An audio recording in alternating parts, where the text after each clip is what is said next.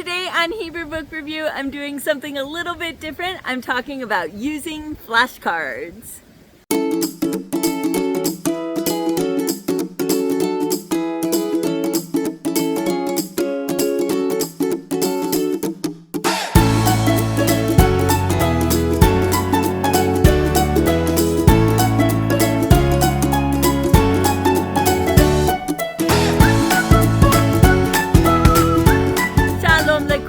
Welcome back to Hebrew Book Review. Today is going to be a little bit different. I'm not talking about a specific book or resource. I'm going to be talking about using flashcards for learning. And really, you can use almost any flashcards that you can find. I'll tell you how I used them and how I even had to make my own because I couldn't find some. So I'll talk all about that today on Hebrew Book Review. All right, so my first set of flashcards, I did buy them. I bought them at a Judaica store. I believe the one I bought these at was Shalom House in Woodland Hills, California. I love those guys. But you can really find Hebrew flashcards at almost any Judaica store, or you can also find them online. You can find them at pashoshim.com, at Israel Bookshop, at bearmanhouse.com. Any store that sells Jewish or Hebrew stuff, you're going to find flashcards. If you think about using flashcards, there's really going to be two ways that you're going to use them. You're either going to use them for yourself and you need to test yourself on your own knowledge, or you're going to be using them with your child, and that's how I use these flashcards. I already knew Hebrew, so I didn't need to be able to flip the card over and see if he was right. I was always there to help him know if he was right or not. So almost all flashcards come with two sides, and I have covered up my side, the sides of my flashcards, so I can't really see what they look like on the other side anymore. This is from the set that I really liked. I actually had my kid learning only the names of the letters. I didn't have him learning the names of the vowels because, to be honest, at the time I didn't know the names of the vowels. I knew all the names. I didn't remember which one was which. I couldn't remember which one was Tsere and which one was Segol or Patach and Kamatz. I still really have to work hard to remember which one is which. But I know that they both sound like right? I just don't remember the names of them. And it's really not that important because as an adult, you don't write with Nikud. So it doesn't matter if you've got the right one. When you're spelling, you're never going to spell and say, oh, that has a kamatz under it or a patach. I mean, sometimes I do and I get it wrong, but it doesn't matter because the important part of the word are the letters. Cards, usually they'll have a letter on one side, and on the other side, they'll tell you the name of the letter and the sound of the letter. Pretty much all flashcards that I've ever seen are that way. They've got the letter or the symbol on the one side, and then you can look at it and say, oh, that's a kaf, and it sounds like K, like a K, right? And then you turn it over and it'll say kaf, K sound, or whatever it says, however it says, to get you to recognize, to say the correct sound. Now look how big these cards are. They're maybe a little bit smaller than the size of my palm, and I think this is the absolute biggest that is practical for us. I found another set of cards that were really big. The cards were massive. They were huge. I was like, oh no, I don't think I want that. But I had gotten all the way over there, so I bought them anyway, and then I never used them. And I don't know, I must have thrown them out because I wanted to show you here in this video, and I couldn't find them, so I think I must have tossed them because they were completely useless.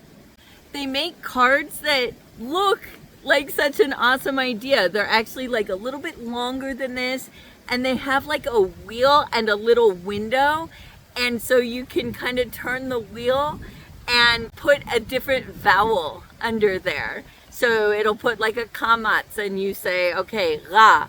And then you turn your wheel a little bit and now there's a segol and you say re. And that would be great if 100% of the vowels were underneath, but they're not. Cholam chaser has a dot that's way up here.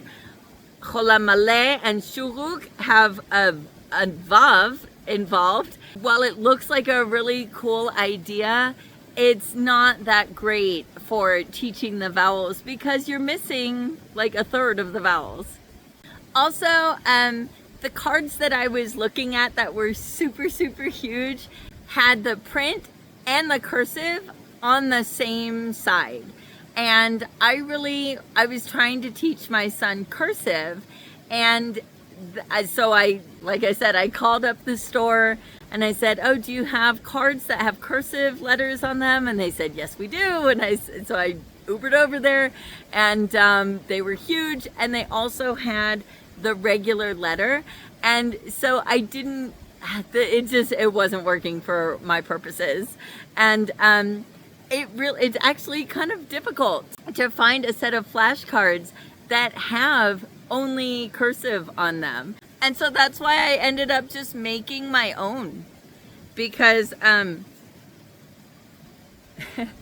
because I needed something to help my son remember how to write the cursive letters and read the cursive letters, and I really just couldn't find anything. So there's no shame in making your own stuff when you need it.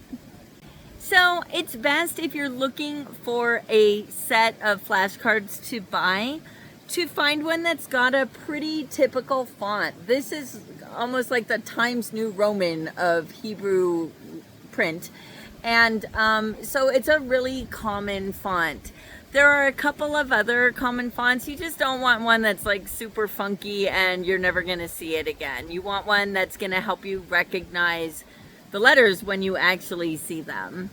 So of course, if you are the learner, then another way that you could do this, rather than writing, if you can't find cards that suit your purposes, because you're trying to learn the alphabet yourself, it's going to be difficult for you to write the letters yourself if you're not quite sure how to write them.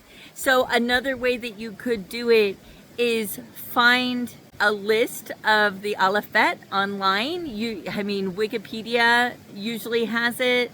There's always all kinds of different web pages that have a whole list of the alphabet. You might want to just quickly check with somebody who already speaks Hebrew and make sure all of your information is correct, but just print something like that up and then stick it on cards, right? Print it up, make it bigger, make it a size that works for you, and tape it onto the card, and on the other side you can tape, what the letter's name is and what it sounds like.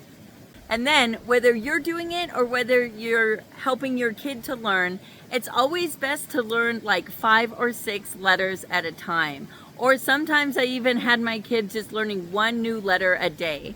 And when he learns the one new letter, or you learn the one new letter a day, practice that one new letter, and then practice going through it with all of the previous letters. So your first day you learn Aleph, you say Aleph. Maybe your first day you're going to start with maybe 2 or 3 letters, right? So you've got Aleph, Bet. Maybe you also have Vet as a separate letter so that you can remember that with the Dagesh it sounds like a B, without the Dagesh it sounds like a V.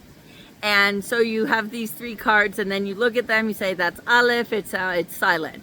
That's Bet, it sounds like a B. That's Vet, it sounds like a V. Then the next day you add Gimel. And you go through them, and you've got Aleph, Bet, Vet, and Gimel. Then the next day you add Daled, right? And you've got Aleph, Bet, Vet, Gimel, and Daled. And you keep going through them that way. And I like to shuffle them around. Don't go through them in order every single time. It is good to learn alphabetical order in Hebrew, but it is also good to be able to just pick up that card and say that's a Dalet, and not have to go, oh my God, okay, that's Dalet, right? You want to be able to recognize it instantly, And so the only way to do that is if you shuffle them around and go through them in random order. I mean, think about words. Words are all a bunch of letters in seemingly random order, right? You're not going through the alphabet every time you're reading a word. You have to recognize those letters instantly.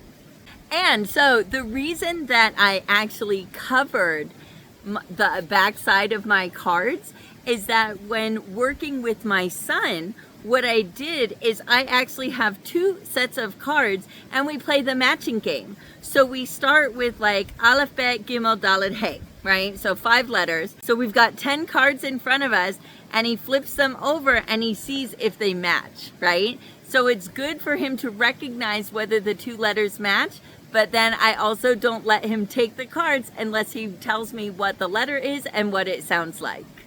And that's a great way, it's a fun way to get them to practice reading the letters, recognizing what makes a Gimel different from a Nun, and all kinds of stuff like that. Like I said, I could never, almost all of the cards are 2-sided, so I had to cover them myself. I found a cute little, just an image of Stars of David, and I printed it on label paper, and then I just, I stuck the labels on the back of the card, and then I cut out, right, because it kind of overhung, and then I cut it out, and now I've got some pretty cool looking cards. So one thing that I think is important if you're making cards, or also if you're buying cards, this could be important, is to make sure that there is some way to indicate the space of the letters. See how I've written little blue lines? It might be hard to see. See how I've got little blue lines there? Right here and right here. And look at these 3 letters. These are 3 different letters. We've got Vav, Yod, and Nun Sofi. What do I always say?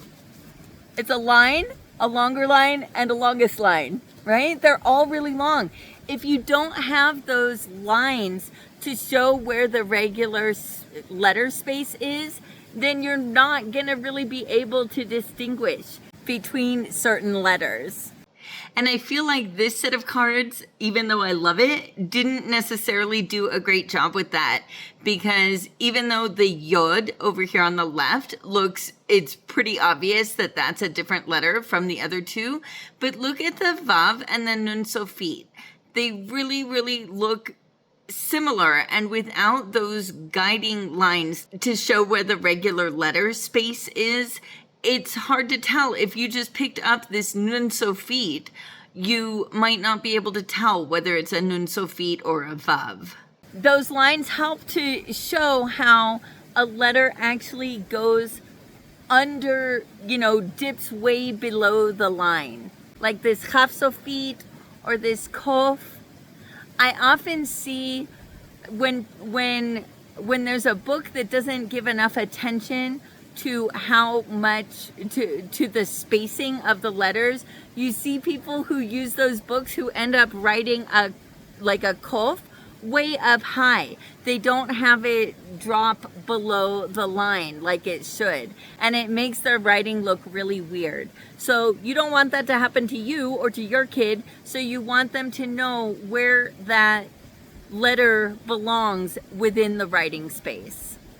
Here's another example of how some resources that are trying to teach you the letters can really steer you wrong when they don't give you guidelines. Here we have a Tzadi Sofit, and below it we have a Kof.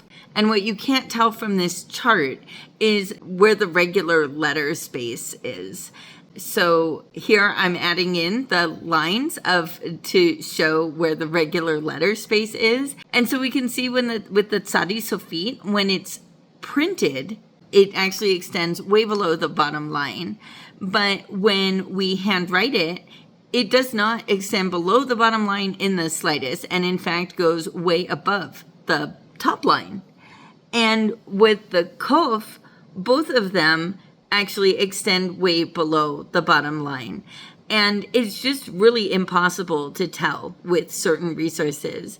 And so this might be something, if you want to make sure that you're doing it right, you could get a Hebrew speaking friend to maybe add in those lines for you to show you where the regular letter space is, so that when you start to try to write these letters, you will do it correctly.